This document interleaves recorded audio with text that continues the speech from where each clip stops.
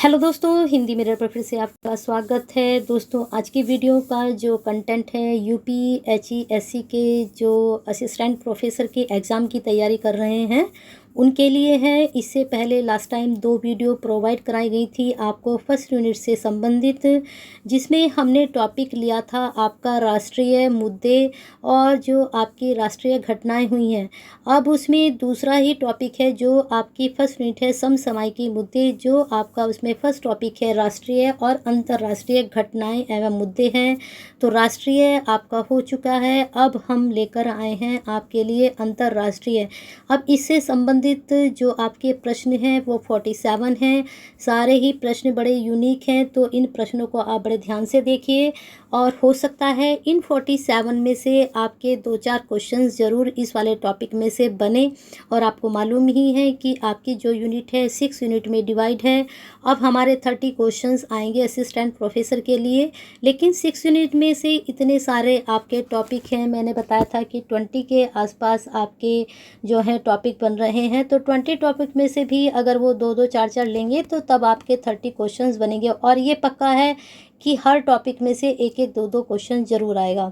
तो 47 questions sufficient है और क्वेश्चंस सारे अच्छे हैं, तो बड़े ध्यान से देखें वीडियो को और उनको नोट डाउन भी जरूर करें। चलिए देखते हैं पहला प्रश्न है आपका, वैश्विक शांति सूचकांक के 15वें संस्करण के देशों की सूची में किस देश को दुनिया का सबसे शांति प्रिय देश घोषित किया गया है। बहुत अच्छा प्रश्न है, नोट डाउन कर सकते हैं एग्जाम के पॉइंट ऑफ व्यू से। नेपाल, आइसलैंड, भारत या फिर चीन। तो पहले का आंसर अगर आपने सोचा है आइसलैंड तो बिल्कुल सही है। प्रश्न बहुत अच्छा है, नोट डाउन करें। एक चीज़ और है कि आप इसे 99 में लेकर चल सकते हैं। 99 का मतलब कि इसकी 100% गारंटी तो नहीं आएगा, लेकिन 99 गारंटी है कि आ सकता है। अब आते हैं जून 2021 में पाकिस्तान की नेशनल असेंबली ने भारतीय नागरिक कुलभूषण जाधव को दोषी ठहराए जाने के खिलाफ उच्च न्यायालयों में अपील की अनुमति देने वाला एक विधेयक पारित किया। इस संबंध में विकल्प में कौन सा कथन सही नहीं है, हमें बताना है। सही नहीं है तो ABCD ऑप्शन होते हैं, ABCD में 3 सही है और 1 आपका सही नहीं है, तो देखना है कौन सा सही नहीं है। इस विधेयक का नाम अंतर्राष्ट्रीय न्यायालय समीक्षा और पुनर्विचार अधिनियम है। इस विधेयक में अंतर्राष्ट्रीय न्यायालय के निर्णय अनुपालन के मामले की समीक्षा और पुनर्विचार के अधिकार का प्रावधान है। 15 सदस्यीय स्थायी समिति के अनुमोदन के बाद यह विधेयक नेशनल असेंबली द्वारा पारित किया गया है। और 4th आपका ऑप्शन है, यह अधिनियम तत्काल प्रभाव से समूचे पाकिस्तान पर लागू होगा। अब देखते हैं इसमें आपका आंसर क्या सही जाएगा। तो इसमें आपका आंसर सही जाएगा सी, 15 सदस्यीय स्थायी समिति के अनुमोदन के बाद यह विधेयक नेशनल असेंबली द्वारा पारित किया गया। ये आंसर इसका सही नहीं है, बल्कि ये सारे इसके ऑप्शन जो है सही जा रहे हैं। किसके मामले में? ये जो पाकिस्तान ने किया है, अपील की है इस विधेयक को लेकर, तो ये सारे ऑप्शन इसमें सही जा रहे हैं। चलिए आते हैं 3rd क्वेश्चन पर। दोस्तों, वीडियो पसंद आ रही है तो साथ के साथ लाइक प्लस एस करते रहिए। लाइक प्लस एस का मतलब कि लाइक भी कीजिए, शेयर भी कीजिए और कमेंट भी कीजिए। आपका पेपर जल्दी ही आने वाला है। 17 आज हो चुकी है आपकी डेट, और 17 का मतलब कि जिनका पेपर आपका पेपर अगर फर्स्ट स्लॉट में पड़ रहा है, पता है कि 3 उसमें डिवाइड है आपकी एग्ज़ाम, तो आपका जो फर्स्ट में पड़ रहा है तो आपके पास ज़्यादा टाइम नहीं है एग्ज़ाम की तैयारी के लिए। तो और मैंने आपको बताया था कि एक 75 और एक 45 की प्लेलिस्ट बनी हुई है हिंदी मिरर की। जो आप प्लेलिस्ट में जाएंगे तो प्लेलिस्ट में आप देखेंगे यूपीएचईएससी असिस्टेंट प्रोफेसर करके मैंने 2 प्लेलिस्ट बनाई हुई हैं। 45 वाले तो आप बिल्कुल भी मत छोड़ना, वहाँ पर सारा कंटेंट बहुत अच्छा है। 75 में भी, तो उनको ज़रूर देखिए। और मैं आपका लास्ट मोड रिवीजन करा ही रही हूँ, तो इसको भी आप देखते रहिए। चलिए देखते हैं नेक्स्ट क्वेश्चन। 13 जून 2021 के मध्य G7 राष्ट्रों का 47वां शिखर सम्मेलन कहाँ संपन्न हुआ। तो ये हुआ कार्बिस बे कार्नवाल, बियारित्ज या ताओ रमीन या फिर क्यूबेक सिटी। तो देख लीजिए 3 का आपका आंसर क्या जाएगा। तो 3 का आंसर अगर आपने लगाया है कार्बिस बे कार्नवाल तो बिल्कुल सही है, और ये भी आप 99 के श्रेणी में रख सकते हैं, या 99 में आप इसको मानकर चल सकते हैं। ये आएगा ही आएगा नहीं। हीडलबर्ग सीमेंट ने किस देश में दुनिया का पहला कार्बन न्यूट्रल सीमेंट प्लांट लगाने की योजना बनाई। स्वीडन ने बनाई, जर्मनी, UK या फिर इजराइल ने। ये भी प्रश्न काफ़ी अच्छा है। तो फोर्थ का आपका आंसर जाएगा ए, स्वीडन ने लगाई है या बनाई है। चलिए आगे चलते हैं। 17 जून 2021 को Institute for Economics and Peace IEP, इसकी आप फुल फॉर्म और जो है शॉर्ट फॉर्म भी याद कीजिए, द्वारा वैश्विक शांति सूचकांक 2021 जारी किया गया। इससे संबंधित निम्न कथनों पर हमें विचार करना है। इस सूचकांक में 163 देशों को शामिल किया गया है। सूचकांक में स्विट्जरलैंड को शीर्ष स्थान पर रखा गया है या प्राप्त हुआ है। इस सूचकांक में भारत को 135वां स्थान प्राप्त हुआ है। अब हमें कूट देखने हैं कि तीनों सही है या तीनों गलत है, कैसे इसका जाता है आंसर। चलिए चेक करते हैं। 1 और 3 सही है, 2 और 3 सही है, 1 और 2 सही है, या फिर ये सभी सही है। तो फिफ्थ का आपका आंसर जाएगा 1 और 3 सही है। आपका जो दूसरा है, सूचकांक में स्विट्जरलैंड को शीर्ष स्थान प्राप्त है, ये गलत है। अब आपको ये देखना है कि किसको इस सूचकांक में शीर्ष स्थान प्राप्त हुआ है, तो कमेंट बॉक्स में ज़रूर बताएं इसका आंसर। चलिए आगे चलते हैं। प्रश्न पर 6 पर आ चुके हैं हम। जून 2021 में जारी QS वर्ल्ड यूनिवर्सिटी रैंकिंग 2022 में किस विश्वविद्यालय को शीर्ष स्थान प्राप्त हुआ है? Harvard University, Massachusetts Institute of Technology, Oxford University, Stanford University. तो 6 का आपका आंसर जाएगा B, Massachusetts Institute of Technology. तो QS वर्ल्ड यूनिवर्सिटी रैंकिंग में 2022 में इसको शीर्ष स्थान प्राप्त हुआ है। वेरी इंपॉर्टेंट क्वेश्चन आपका, यूनिक है। यूनिक क्या, ये क्वेश्चंस आते ही हैं और ये क्वेश्चंस जो स्टूडेंट जो हैं तैयारी कर रहे हैं असिस्टेंट प्रोफेसर की, और साथ में नेट की भी तैयारी कर रहे हैं, जो PhD से जिन्होंने डाला है, तो नेट में भी ये प्रश्न जरूर बनेगा, इसको ज़रूर तैयार करके रखें। अब आते हैं 24 मई 1 जून 2021 के मध्य 74वीं विश्व स्वास्थ्य महासभा की बैठक वीडियो कॉन्फ्रेंस के माध्यम से आयोजित की गई। इस बैठक की अध्यक्षता किसके द्वारा की गई है? तो ये स्वास्थ्य महासभा की बैठक जो की गई है, इसकी अध्यक्षता ये 7 का आपका जाएगा डॉक्टर हर्षवर्धन के द्वारा। ये भी अच्छा प्रश्न है। अब आते हैं कि 8वें पर आपके केंद्रीय मंत्रिमंडल ने 25 मई 2021 को अड्डू शहर में भारत के वाणिज्य दूतावास को खोलने हेतु मंजूरी प्रदान की। अड्डू शहर किस देश में स्थित है? Uzbekistan, Iran, Maldives, Kazakhstan. कहाँ है ये हमने बताना है। तो ये आपका जाएगा सी, मालदीव में है। और प्रश्न भी अच्छा है। प्रश्न 47 है। मुझे लगता है 47 के सारे तो नहीं आएंगे, लेकिन आप इनको अच्छे से तैयार कीजिए। इनसे बाहर आपका अंतर्राष्ट्रीय से शायद कुछ नहीं जाएगा। चलिए आगे देखते हैं। किस देश की सरकार ने कहा कि अब देश के प्रत्येक दंपति को 2 नहीं बल्कि 3 बच्चों को जन्म देने की अनुमति है? सभी को पता है कि चीन में जो है 2 बच्चों के बाद जो है नहीं करते थे, तो वहाँ पर 3 बच्चों की अब अनुमति मिल गई है। वहाँ पर 2 बच्चों के बाद बैन था, अब वो खुल चुका है, अब वो 3 बच्चे कर सकते हैं। चलिए आगे चलते हैं। बशर अल असद किस देश के चौथी बार राष्ट्रपति बन गए हैं? तो सीरिया, इराक, ईरान, अफगानिस्तान। तो 10 का आपने सोचा है अगर सीरिया, तो बिल्कुल सही है। प्रश्न ये भी काफ़ी अच्छा है अंतर्राष्ट्रीय बेस के लिए। अब आते हैं, भारत ने किस देश के साथ होमलैंड सिक्योरिटी डायलॉग को पुनः शुरू करने का फैसला किया है? ब्रिटेन के साथ, रूस, या फिर अमेरिका, या फिर ब्राज़ील। तो 11वें का अगर आपने सोचा है सी, अमेरिका, तो बहुत अच्छा प्रश्न है। और अमेरिका से काफ़ी प्रश्न आपके बनेंगे, क्योंकि इस बार जो है काफ़ी इनका साथ रहा, तो प्रश्न बनने ही है ज़रूर। चलिए आगे चलते हैं। अनातोले कोलिनेट मोकोसो को किस देश का नया प्रधानमंत्री नियुक्त किया गया है? तो बताना है अनातोले कोलिनेट मोकोसो को किस देश का नया प्रधानमंत्री बनाया गया है? इराक, कांगो, रवांडा, या फिर तंजानिया। तो 12 का अगर आपने लगाया है भी कांगो, तो बिल्कुल सही है। अंतर्राष्ट्रीय के लिए भी काफ़ी अच्छा आपका प्रश्न जाएगा। निम्न में से किस देश ने इथोपिया और इरिट्रिया के अधिकारियों पर वीज़ा प्रतिबंध लगा दिया है? किस देश ने लगाया है? अमेरिका ने, नेपाल ने, चीन ने, या फिर रूस ने। तो 13 का आपका जाएगा ए, अमेरिका ने ही ऐसा काम किया है। चलिए आगे चलते हैं। निम्न में से कौन सा देश कम गति वाली ड्राइविंग कारों को चलाने की अनुमति देने वाला पहला देश बन गया है? ब्रिटेन, भारत, नेपाल, या फिर जापान। तो 14 का आपका जाएगा ए, ब्रिटेन जो है ड्राइवर लेस जो होते हैं, मतलब जिनके पास को चलाने की अनुमति देने वाला पहला देश बन गया है। तो जापान ने क्या काम किया है, उन्होंने जो कम गति की आपकी जो कारें होती हैं उनको ड्राइवर लेंस जो है उनको अनुमति दी है ब्रिटेन ने। ठीक है, चलिए आगे चलते हैं, आपके प्रश्न को देखते हैं। भारत यूरोपीय संघ के नेताओं की बैठक 2021 से संबंधित हमें निम्न कथनों पर विचार करना है। भारत और यूरोपीय संघ के, ध्यान से सुनना, 8 मई 2021 को भारत यूरोपीय संघ के नेताओं की बैठक 2021 वर्चुअली को संपन्न हुई।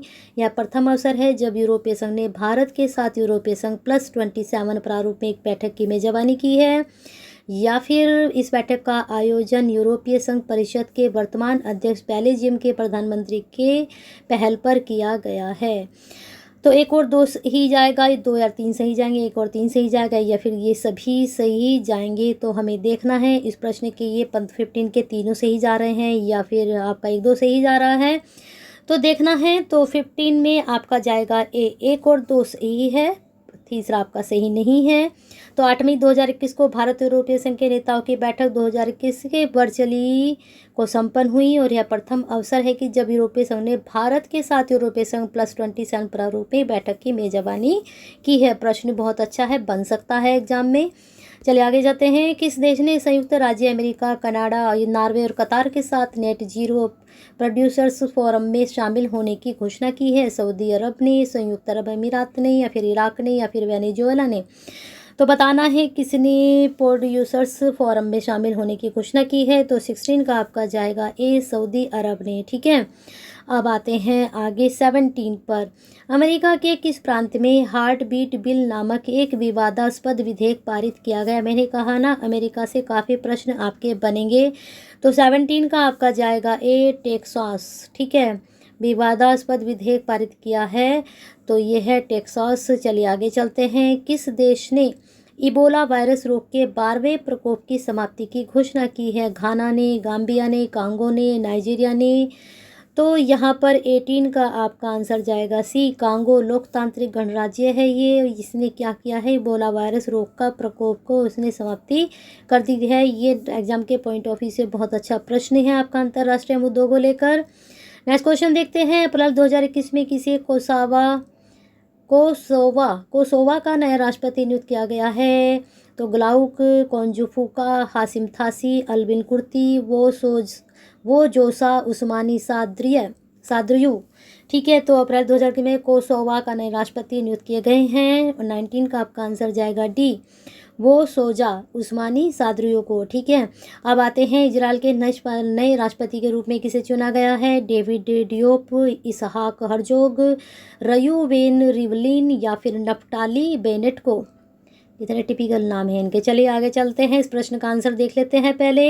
20 का आपका जाएगा बी, इसहाक हार्जोग को जो है इजराइल के नए राष्ट्रपति के रूप में चुन लिया गया है। प्रश्न एग्जाम के पॉइंट ऑफ व्यू से इम्पोर्टेंट है, 99 में इसको लेके चलिए आगे चलते हैं। इजराइल इराक से प्रश्न काफ़ी पूछे जाते हैं। मार्च 2021 को संघीय ज्वालामुखी में विस्फोट हुआ, और यह ज्वालामुखी किस देश में स्थित है? इटली में है, इंडोनेशिया में, जापानी, या फिर इक्वाडोर में है? तो अगर आप आंसर सोच रहे हैं 21 का डी, इक्वाडोर, तो बिल्कुल सही है। प्रश्न ये भी काफ़ी अच्छा है, प्रश्न का आंसर जरूर सोचा करें। ठीक है, चलिए इससे क्या होता है, आपकी जो 6 सेंस की तुक्का लगाने की जो पावर है ना वो बढ़ जाएगी। चलिए आगे चलते हैं प्रश्न पर। वैश्विक लोकतांत्रिक रिपोर्ट 2021 जारी की गई, जिसमें भारत की चुनावी निरंकुशता वाले देश के रूप में वर्गीकृत किया गया है। इस संस्था का नाम क्या है? तो वी डेम है, लीगल डेमोक्रेसी है, डेमोक्रेटिक इवोल्यूशन है, या वी फ्रंट है? तो 22 का आपका आंसर अगर आप सोच रहे हैं ए, वी डेम, तो बिल्कुल सही जा रहे हैं। प्रश्न ये भी बहुत अच्छा है एग्जाम के पॉइंट ऑफ व्यू से। चलिए आगे चलते हैं। रक्षा मामलों की वेबसाइट मिलिट्री डायरेक्ट के अध्ययन के अनुसार दुनिया में सबसे ताकतवर सेना किस देश की है? नेपाल, रूस, चीन, या फिर भारत? तो बहुत अच्छा प्रश्न है ये। तो मिलिट्री डायरेक्ट के अनुसार या अध्ययन के अनुसार चीन की ताकतवर सेना है ना। अब आते हैं, समिया सुलूहु हसन किस पूर्वी अफ्रीकी देश की पहली महिला राष्ट्रपति बन गई हैं? ये प्रश्न भी काफ़ी अच्छा है। तो तंजानिया, केनिया, सोमालिया, फिर रवांडा? तो जो ये सामिया सुलूहु हसन बनी है पूर्वी अफ्रीकी देश की राष्ट्रपति, ये बनी है 24 ए, तंजानिया। ठीक है, चलिए आगे चलते हैं प्रश्न पर। UNESCAP द्वारा एशिया व प्रशांत SDG प्रगति रिपोर्ट 2021 प्रकाशित की गई। पता है ना SDG क्या है। रिपोर्ट के अनुसार एशिया प्रांत क्षेत्र सतत विकास लक्ष्यों को कितना प्राप्त कर सकता है, बताया है इसने कितना वह प्राप्त कर सकता है। 10%, 12%, 40% या फिर 16% तक वह प्राप्त कर सकता है। क्या सतत विकास जो लक्ष्य चलाए गए हैं उनको। तो 25 का आपका आंसर अगर आपने सोचा है 10% तो बिल्कुल सही है। इसने अपना अंदाज़ा बताया कितना ये कर सकता है। अब आते हैं QUAD नेताओं का पहला वर्चुअल शिखर सम्मेलन 2021 कब आयोजित हुआ, ये भी अच्छा प्रश्न है। 14 मार्च 2021, 12 मार्च 2021, 16 मार्च 2021, 10 मार्च 2021। तो ये जो नेताओं का वर्चुअल शिखर सम्मेलन हुआ है 2021, 26 का आंसर अगर आपने सोचा भी 12 मार्च 2021 तो बिल्कुल सही। अब आते हैं फरवरी 2021 में कौन सा देश कोवैक्स कार्यक्रम के तहत कोरोना वायरस के टीके का शिपमेंट प्राप्त करने वाला विश्व का पहला देश बन गया। वेरी इंपॉर्टेंट प्रश्न जीके के हिसाब से भी, और करंट तो आपका चल ही रहा है ना, ये रस्म समय के मुद्दे करंट ही तो होते हैं। तो आपका ये प्रश्न काफ़ी अच्छा जाएगा। घाना, नाइजीरिया, माली या फिर अल्जीरिया। तो प्रश्न का आंसर अगर आपने सोचा है 27 का ए तो बिल्कुल सही, घाना। और ये प्रश्न मुझे लगता है 99 में आपका बन सकता है एग्जाम में। संयुक्त राष्ट्र महासभा के नेतृत्व में संयुक्त राष्ट्र निर्वहनीय विकास समाधान नेटवर्क द्वारा जारी विश्व प्रसन्नता रिपोर्ट 2021 से संबंधित निम्न कथनों पर विचार करना है। इस रिपोर्ट की सूची में 149 सदस्य देशों को शामिल किया गया, या फिर विश्व के सबसे खुशहाल देशों की सूची में फिनलैंड प्रथम स्थान पर रहा, या फिर इस सूची में भारत 139वें 139वें स्थान पर रहा। 2 और 3, 1 3 या 1 और 2 या फिर ये सभी। तो 29 का अगर आपने सोचा है दूसरा और तीसरा तो बिल्कुल सही। विश्व के सबसे खुशहाल देशों की सूची में फिनलैंड प्रथम स्थान पर है, और इस सूची में भारत जो है 139वें स्थान पर है। तो गलत बात है ना। आप भी खुश रहिए और अपने देश को जो है कहाँ लाना है, आपको प्रसन्नता रिपोर्ट में प्रथम स्थान पर लाना है। चलिए आगे चलते हैं प्रश्न पर। विश्व वायु गुणवत्ता 2020 की रिपोर्ट के अनुसार विश्व में सबसे प्रदूषित राजधानी निम्न में से कौन है। दिल्ली, बीजिंग, काठमांडू या फिर मॉस्को। तो विश्व वायु गुणवत्ता 2020 की रिपोर्ट के अनुसार जो है प्रदूषित राजधानी किसको बताया गया है, इसका आंसर है दिल्ली। ठीक है। थोड़ी सी यहाँ पर आपका ये 28 क्वेश्चन में थोड़ा मिस्टेक हो चुकी है। यहाँ पर हमने ए बताया था, ये सभी आएगा इसमें। ठीक है, दूसरा तीसरा भी है, लेकिन इस रिपोर्ट की सूची में 149 सदस्यों को ही शामिल किया गया है। ये भी आपका सही ही है ऑप्शन, तो तीनों इसमें सही जाएंगे। चलिए आगे जाते हैं आपके 30 क्वेश्चंस पर। 30 में क्या है आपका, चेक करते हैं। 30 में स्टॉकहोम अंतर्राष्ट्रीय शांति अनुसंधान संस्थान द्वारा जारी रिपोर्ट अंतर्राष्ट्रीय शस्त्र हस्तांतरण प्रवृत्तियां 2020 के अनुसार वर्ष 2016-20 की अवधि में विश्व का शीर्ष शस्त्र आयातक देश कौन सा है। भारत है, मिस्र है, सऊदी अरब है या फिर इराक है। तो 30 का अगर आपने सोचा है सऊदी अरब तो बिल्कुल सही है प्रश्न का आंसर आपके। चलिए आगे चलते हैं। स्विट्जरलैंड के बाद किस देश ने बुर्का पहनने पर प्रतिबंध लगाने का फैसला लिया है। श्रीलंका ने, भारत ने, पाकिस्तान ने या फिर बांग्लादेश ने बुर्का पहनने पर प्रतिबंध लगाया है। बुर्का पहनना नहीं, पर उन पर पहनने पर प्रतिबंध लगाया है। तो 31 का आपका आंसर जाएगा ए, श्रीलंका ने। ठीक है, स्विट्जरलैंड में बुर्का पहनना बंद हो चुका है, श्रीलंका में बंद हो चुका है। चलिए आगे चलते हैं। इटली के नए प्रधानमंत्री के रूप में निम्न में से किसे नियुक्त किया गया है। जेसेपे कांटो, मारियो द्रागी, योशिहिदे सुगा या फिर महिंदा राजपक्षे। तो 32 का अगर आप आंसर सोच रहे हैं भी मारियो द्रागी के बारे में तो बिल्कुल सही है। इटली के नए प्रधानमंत्री बना दिए गए हैं। कांगो के नए प्रधानमंत्री नियुक्त किए गए हैं। देखिए कांगो से कितने सारे प्रश्न बन रहे हैं अंतर्राष्ट्रीय मुद्दों में। सामा और अमेरिका से काफ़ी बने, तो अच्छे से पढ़ लीजिए इनको। सामालो कोंडे कयगे, लूसिया डिकाइन, बेनी एंड्रिया, मलेशिया रायता। तो 33 का आपका आंसर जाएगा ए, सामालू कोडे कयगे को कांगो के नए प्रधानमंत्री नियुक्त किया गया है। चीन ने बाल अपराधों से निपटने के लिए कुछ गंभीर अपराधों में अपराधियों की आयु 14 से घटाकर कितने वर्ष कर दी है। 12 वर्ष, 11 वर्ष, 10 वर्ष, इनमें से कोई नहीं। तो चीन ने जो बाल अपराध होते हैं उनसे संबंधित जो आयु है वह क्या कर दी, तो उन्होंने कर दी है 34 का ए 12 वर्ष कर दी है, लेकिन 14 सही थी। चलिए 14 से बल्कि उन्हें बढ़ानी चाहिए थी, उन्हें 16 वर्ष कर देनी चाहिए थी। कब तक ये बाल रहेंगे। चलिए आगे चलते हैं। ब्रिटेन के मीडिया संस्थान द इकोनोमिस्ट ग्रुप की इकोनॉमिक इंटेलिजेंस यूनिट EIU द्वारा जारी लोकतंत्र सूचकांक 2020 से संबंधित निम्न कथनों पर हमें विचार करना है। EIU की फुल फॉर्म भी याद कर लीजिए। इस सूचकांक में आइसलैंड को शीर्ष स्थान पर प्राप्त हुआ है। इस सूचकांक भारत को 53वां स्थान प्राप्त हुआ है। इस सूचकांक में उत्तर कोरिया को सबसे निचला स्थान प्राप्त हुआ है। तो इन तीन ऑप्शन में हमें देखना है कि सभी सही हैं, ये कौन कौन से सही हैं। तो 35 का अगर आपने आंसर सोचा है सी, दूसरा और तीसरा तो बिल्कुल सही है, ये आपके जाएंगे। ठीक है, भारत का जरूर स्थान याद रखना इस सूचकांक में क्या है। चलिए आगे चलते हैं। किस देश ने अपनी बासमती चावल के लिए भौगोलिक संकेत GI पहचान प्राप्त किया है। नेपाल, बांग्लादेश, भूटान या फिर पाकिस्तान। तो क्या है 36 का आंसर, इसका जाएगा पाकिस्तान ने। चलिए आगे चलते हैं। जनवरी 2021 में वैश्विक रिपोर्ट 2021 प्रकाशित की गई। वैश्विक रिपोर्ट, ठीक है। इस रिपोर्ट के अनुसार निम्नलिखित कथनों पर हमें विचार करना है। रिपोर्ट के अनुसार प्रभाव के आधार पर शीर्ष जोखिम संक्रामक रोग रहा है। संभावना श्रेणी में शीर्ष जोखिम अति विषम जलवायु है। प्रभाव के आधार पर शीर्ष जोखिम में ऋण संकट, आर्थिक जो होता है, 9वें स्थान पर इंगित किया गया है। तो बताना है कि ये सभी सही हैं, कौन से सही हैं। तो 37 का अगर आप सोच रहे हैं डी, तो बिल्कुल सही, ये सभी रखे गए हैं। कहाँ रखे गए हैं, वैश्विक रिपोर्ट में, और इनको बताया भी गया कहाँ कहाँ ये रखे गए हैं। चलिए आगे चलते हैं। अमेरिकी राष्ट्रपति जो बाइडेन ने हाल ही में स्टार्ट संधि को कितने वर्ष तक बढ़ाने का प्रस्ताव है। तो बताना है इसमें क्या है, 7 वर्ष, 5 वर्ष, 3 वर्ष या फिर 4 वर्ष। तो अमेरिकी जो राष्ट्रपति हुए हैं बाइडेन, तो उन्होंने स्टार्ट संधि को बढ़ाने का फैसला किया है। तो कितने वर्ष किया है, 38 का आंसर। अगर आपने सोचा है 5 वर्ष तो बिल्कुल सही सोचा है, और प्रश्न काफ़ी अच्छा है एग्जाम के पॉइंट ऑफ व्यू से। चलिए आगे चलते हैं। 51वां भारतीय अंतर्राष्ट्रीय फिल्म महोत्सव 2020 गोवा की राजधानी पणजी में 16-24 जनवरी 2021 के मध्य आयोजित किया गया था। इससे संबंधित निम्न कथनों पर हमें विचार करना है। ये तो आप 100% पे ही मान के चलिए, यहाँ कोई 99 नहीं है। ठीक है, प्रश्न जरूर आ सकता है।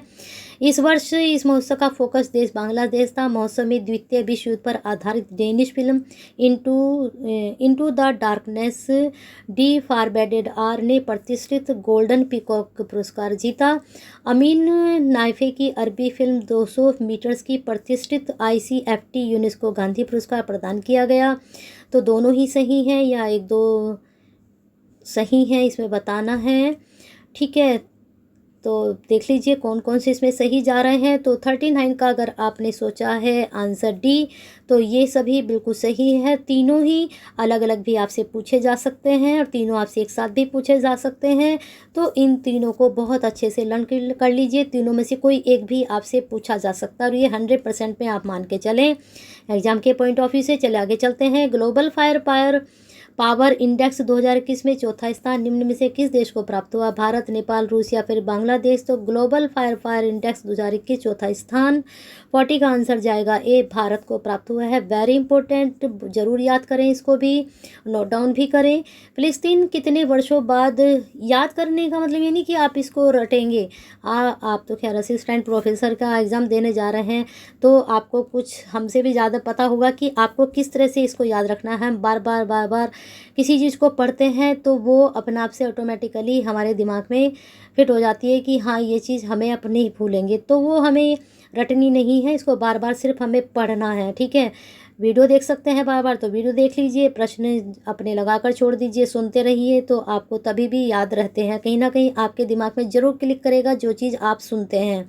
ठीक है, चलिए तो देखते हैं प्रश्न आपका 41। फिलिस्तीन कितने वर्षों बाद वर्ष 2021 में अपना पहला राष्ट्रीय चुनाव आयोजित करने के लिए तैयार है। 14 वर्ष, 20 वर्ष, 25 वर्ष या फिर 10 वर्ष। तो 41 का आपका जाएगा है 14 वर्ष। चलिए आगे चलते हैं। अमेरिका ने किस देश को आतंकवाद के एक प्रायोजक देश के रूप में नामित किया है। Cuba, Miami, Jamaica, Brazil. तो 42 का आंसर जाएगा ए, क्यूबा को। ठीक है, आतंकवाद के एक प्रायोजक के रूप में किसने, अमेरिका ने। चलिए आगे चलते हैं। जनवरी 2021 में हेनली पासपोर्ट इंडेक्स 2021 QI जारी किया गया। इससे संबंधित निम्न कथनों पर विचार कीजिए। ये भी आपका 100% पे बन सकता है आंसर। इस सूचकांक में जापान 191 वीज़ा फ्री स्कोर के साथ शीर्ष स्थान पर रहा। इस सूचकांक में भारत 58 वीज़ा फ्री स्कोर के स्थान 85वें स्थान पर रहा। यह इंडेक्स वार्षिक आधार पर जारी किया जाता है। क्या लगता है आपको, तीनों से ही जाएंगे? चलिए देखते हैं ऑप्शन।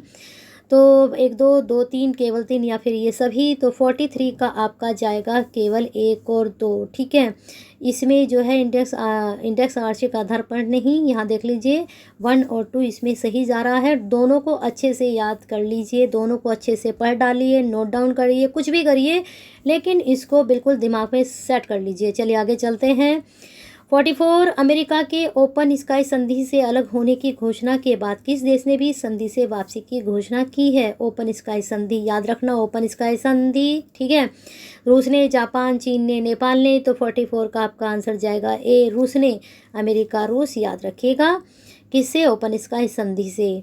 अब आते हैं नेक्स्ट क्वेश्चन पर। मैच फिक्सिंग से जुड़े मामले को अपराध की श्रेणी में लाने वाला पहला दक्षिण एशियाई देश कौन सा है? श्रीलंका, अफगानिस्तान, बांग्लादेश या फिर पाकिस्तान? तो 45 का आपका जाएगा ए, श्रीलंका। मैच फिक्सिंग से जुड़े मामलों को अपराध की श्रेणी वाले में लाने वाला देश कौन सा है? श्रीलंका। बहुत अच्छा काम किया इन्होंने ये। चलिए आगे चलते हैं। 12 अक्टूबर 2020 को वैश्विक भूखमरी सूचकांक जारी किया गया। इससे संबंधित निम्न कथनों पर हमें विचार करना है। इस सूचकांक में 117 देशों को शामिल किया गया। सूचकांक में भारत को 94वां स्थान प्राप्त हुआ है और भारत के पड़ोसी देशों में नेपाल, बांग्लादेश, पाकिस्तान इस सूचकांक में भारत से बेहतर स्थिति में है। क्या ऐसा है? चलिए चेक करते हैं। उपरोक्त में से सभी कथन देखने हैं, 1 2 1 3 2 3 या फिर ये सभी।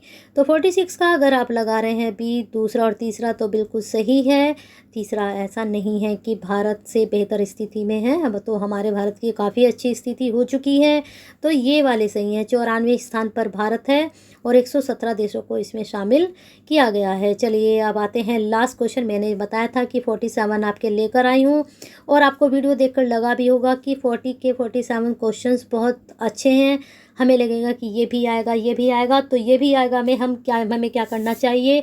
सबको बार बार पढ़ते रहें, कोई सा भी आए हम अटैम्प्ट करें। ठीक है, चलिए देखते हैं आपका क्वेश्चन। तो 21-24 सितंबर 2020 के मध्य चौथा सतत विकास प्रभाव शिखर सम्मेलन 2020 वीडियो कॉन्फ्रेंस के माध्यम से किसके द्वारा लॉन्च किया गया? विश्व आर्थिक मंच, विश्व बैंक समूह, संयुक्त राष्ट्र विकास कार्यक्रम या फिर संयुक्त राष्ट्र पर्यावरण कार्यक्रम? 47 क्वेश्चंस का आंसर आपके लिए छोड़ देते हैं। इसका आंसर आप कमेंट बॉक्स में दीजिए या फिर खुद से इसको तैयार करके रखिए। प्रश्न ये भी आपका बहुत अच्छा है, बनेगा एग्जाम में। वीडियो पसंद आई है तो क्या करना है? लाइक प्लस एस करना है। और लाइक प्लस एस आपको पता ही है, लाइक करना है, शेयर करना है, साथ में कमेंट भी करना है कि आजकल जो आपका लास्ट मोड रिवीजन चल रहा है उसका कंटेंट आपको कैसा लग रहा है। और लास्ट में ये आपको बात बोलती हूँ, अगर आपने अभी तक लाल बटन नहीं दबाया है तो वीडियो के लास्ट में इसको ज़रूर दबा के जाएँ, बेल आइकन को ज़रूर हिट करके जाएँ। अब पूरे ज़ोरों शोरों से आपकी असिस्टेंट प्रोफेसर की तैयारी चलेगी आपके हिंदी मिरर की चैनल की तरफ से। तो बने रहिए हिंदी मिरर के साथ और लाइक प्लस एस करते रहिए और अपना प्यार और साथ हिंदी मिरर के साथ ऐसे ही बना कर रखिए और हमारे साथ जुड़े रहिए और असिस्टेंट प्रोफेसर के एग्ज़ाम को अटैम्प्ट कीजिए और अपने उसको क्वालिफाई करके अच्छी जॉब को लीजिए।